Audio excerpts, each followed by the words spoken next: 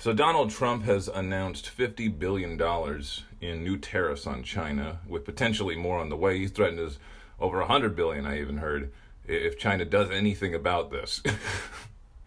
So this is supposed to, I think, help the working poor, right? This is supposed to help working families, the base that supported Trump, that got him elected in the first place. And I don't think anybody on either side of pro-Trump or anti-Trump doubts that this will increase the cost of goods. But I don't understand how increasing the cost of goods creates jobs.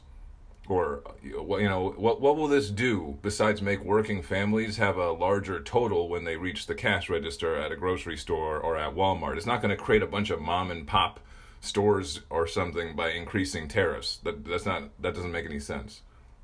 If you want to create incentives and you want to reduce taxes on business, and I'm a libertarian, if you don't know already, I'd rather him give straight up subsidies, just corporate welfare, but not an increase in taxes in the form of an increase in tariffs.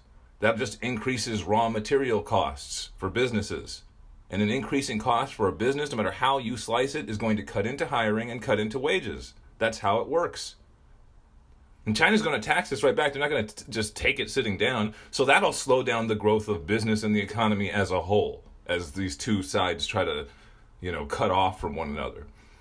If you have a smaller economy and you have the same number of people, that just means that you have higher prices, not more jobs, and certainly not higher paying jobs, because you've got all these people trying to get less stuff. Same demand, lower supply, higher prices. And because businesses are now paying more, not less, for raw materials, even if they come from the United States, that's going to reflect on wages and job growth and all that stuff. All the things that he thinks he's gaining with his tax cuts are going to be eaten away by his tariffs. And if he keeps going this way, I've said it before, I'm going to say it again, he will trigger a global recession. And if you can tell me how that equates to a return to the days when a single income household could support a family of 5, please let me know in the comments. That's all I've got to say for now. I'll be back next week. It's going to be the weekend. You have a good weekend. Thank you as always for listening. And do subscribe, because your support for this channel is greatly appreciated. International trade, like everything else, is double entry bookkeeping.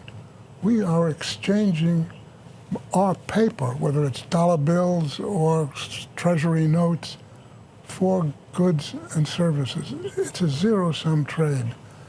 And so the view that it's unfair and somehow is mistaken.